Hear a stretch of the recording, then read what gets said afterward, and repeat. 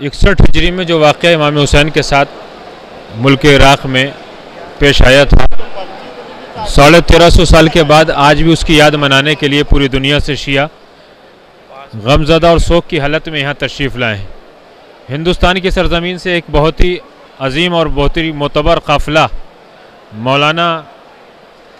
के खिदमत कर रहे हैं और जो अच्छा काम करते हैं वो टूर लेके आते हैं। मौलाना अता हैदर साहब जिस टूर के अंदर, जिस काफ़िले के अंदर ज़ायरीन, अज़ादार, मस्तूरात और मर्द और उलमाए किराम तशरीफ़ लाए हैं, जो यहाँ पे बारगाह मौलाए कायनात में और बारगाह इमाम हुसैन अलैहिस्सलाम में खिराज अक़ीदत और गम के मंज़र पेश करेंगे और खिराज अक़ीदत के साथ साथ नोहे ख़ानी, मातम, मजलिस अज़ा बर्पा करेंगे।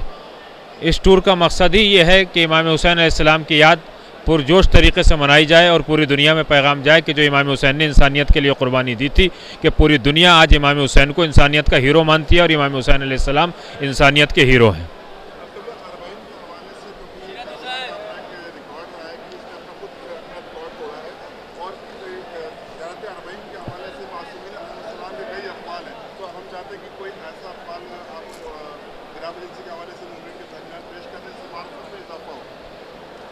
जो चेलुम का प्रोग्राम है ज़ियारत इमाम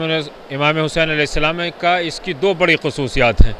एक तो यह है कि ये वो प्रोग्राम है कि जिसको जनाब ज़ैनब सलामुल्लाह अलैहा ने मुनक़्क़िद किया था, और दूसरा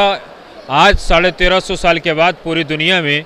किसी कौम के पास ऐसा स्टेज नहीं है कि जहाँ एक तारीख़ में 7 या 8 करोड़ से ज़्यादा ज़ायरीन जमा हो जाते हों। ये करम है परवरदिगार आलम का और इमाम हुसैन की कुर्बानियों का कि आज इराक़ की सरज़मीन करबला मुअल्लबा में पूरी दुनिया से 7 करोड़ से ज़्यादा शियाने हैदर कर्रार अज़ादारान इमाम हुसैन अलैहिस्सलाम तशरीफ़ ला रहे हैं।